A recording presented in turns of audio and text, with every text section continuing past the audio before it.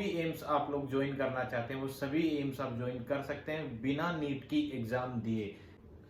Hello guys, hello everyone, welcome back to my YouTube channel. So कैसे हैं आप सभी लोग? आई होप आप सभी लोग अच्छे होंगे।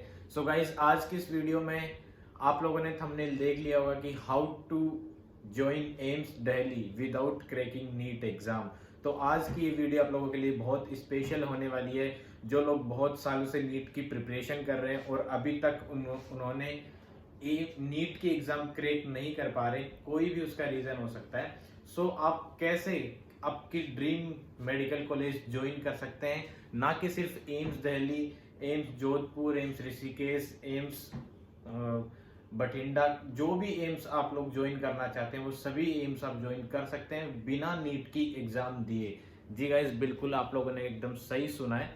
तो आज के इस वीडियो में मैं आप लोगों को एकदम डिटेल में बताने वाला हूं कि किस तरीके से आप बिना नीट के एग्जाम क्रैक किए एम्स ज्वाइन कर सकते हैं। तो इसके लिए सबसे पहले बिना टाइम वेस्ट करे आप लोग हमारे चैनल पे अगर नए हैं तो चैनल को सब्सक्राइब कर ले और इस वीडियो को लाइक कर दे ताकि आने वाले सारे वीडियोस के नोटिफिकेशन आप लोगों तक टाइम टू टाइम पहुंच सके। सो गाइस, हम स्टार्ट करते हैं। सबसे पहले कोई भी आपके ड्रीम मेडिकल कॉलेज में जाने के लिए आप लोगों के पास तीन ऑप्शन है। पहला ऑप्शन यही है कि आप एमबीबीएस, और एमबीबीएस के लिए आप अपनी जो नीट की एग्जाम है वो क्वालिफाई करें, बट किसी रीजन से आप लोग नहीं कर पा रहे हैं, जो भी रीजन है। उसके अलावा जो दूसरा ऑप्शन है आप लोगों के पास है वो है BSc nursing. Yes guys, AIIMS BSc nursing, जो कि सिर्फ फीमेल्स मतलब गर्ल्स के लिए ही कोर्स जो है वो एम्स के अंदर चल रहा है।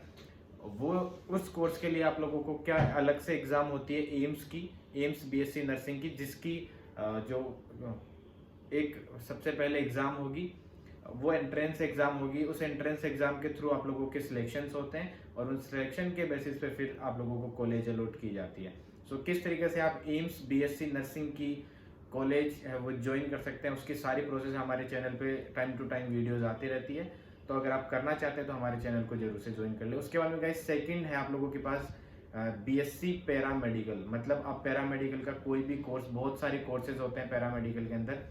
एमटीआर, जिसके अंदर रेडियोग्राफर का जो कोर्स है वो कर सकते हैं आप, ओटी टेक्नीशियन का कोर्स कर सकते हैं, लैब टेक्नीशियन का कर सकते हैं, डेंटल हाइजीनिस्ट का कर सकते हैं, डेंटल ऑपरेटिंग का कर सकते हैं, इमरजेंसी टेक्नीशियन का कर सकते हैं। बहुत सारे मल्टीपल कोर्सेज है जो पैरामेडिकल के अंदर है। उन कोर्सेज को करने के लिए भी आपको एक पहले एंट्रेंस एग्जाम देनी होती है जो कि एम्स की साइट पर ही होती है। उसका कैसा पेपर होता है, इजी आता है, हार्ड आता है, सारी डिटेल्स मैं अपने यूट्यूब चैनल पे डालता रहता हूँ। तो अगर आप पहली बार हमारे चैनल पे विजिट कर रहे हैं तो चैनल को फॉलो कर लीजिएगा। सारी चीज़ें ऑटोमेटिकली आप लोगों तक टाइम टू टाइम पहुंचती रहेगी। किस तरीके से एग्जाम होती है, ये सारी चीज़ें। तो ये तीन तरीके हैं जिसके थ्रू आप अपनी ड्रीम मेडिकल कॉलेज में जा सकते हैं। और बात करें इनकी सैलरी की कि बीएससी नर्सिंग करने के बाद आप लोगों की कितनी सैलरी होती है, पैरामेडिकल करने के बाद कितनी सैलरी होती है। तो सबसे पहले बहुत सारे बच्चों के दिमाग में गलत फहमी होती है कि एम्स में अगर हमने एक बार एडमिशन ले लिया तो एडमिशन लेने के बाद हमारी परमानेंट जॉब वहाँ पे हो गई, या फिर ऐसा बिल्कुल नहीं है। जैसा आप एमबीबीएस करके अपनी डिग्री लेते हो वैसे ही same to same BSc nursing करके भी आपको अपनी एक डिग्री मिलने वाली है। और पैरामेडिकल का कोई भी कोर्स करके आप उस कोर्स की एक डिग्री ले सकते हैं। उस डिग्री के बाद उस डिग्री का आप क्या करेंगे मैं बताता हूँ। सपोज आपने एम्स बीएससी नर्सिंग की डिग्री करी, अब अगर आपने नर्सिंग करी तो एक नोरसेट का एग्जाम होता है, जैसे नीट पीजी होता है वैसे ही नोरसेट होता है। वो अगर आप क्वालिफाई कर लेते हैं तो आपकी डायरेक्ट परमानेंट जॉब लग जाती है। और वो जॉब लगने के बाद आपकी सैलरी वो है 80,000 प्लस से स्टार्टिंग होती है और 1 से 1.5 लाख तक उसकी सैलरी रहती है।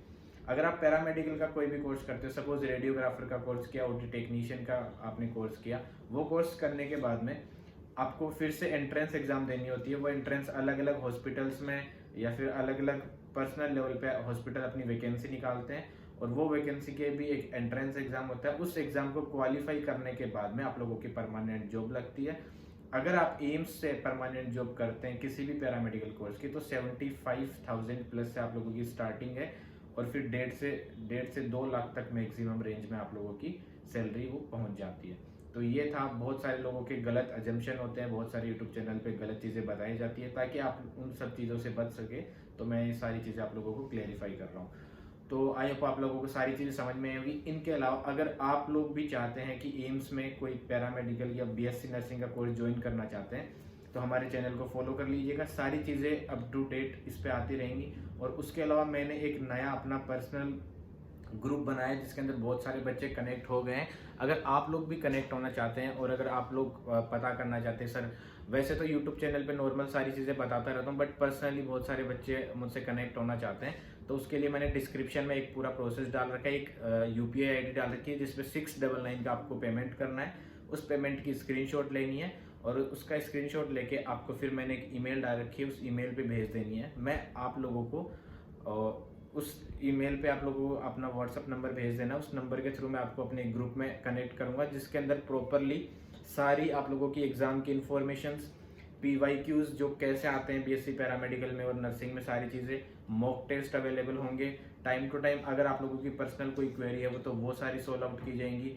एग्जाम के टाइम आप लोगों को किस तरीके से एग्जाम क्वालिफाई करना है, क्या पेपर स्ट्रेटजी रहेंगी, और अगर उसके बाद आपका सिलेक्शन हो जाता है तो पर्सनल लेवल पे आप लोगों को मैं अपनी तरफ से काउंसलिंग प्रोवाइड करूंगा। ये सारी चीज़ें उस प्रोग्राम के अंदर मैंने डाल रखी है। तो अगर मुझसे पर्सनली कनेक्ट होना चाहते हैं तो उस प्रोसेस को फॉलो करके मुझसे कनेक्ट हो सकते हैं।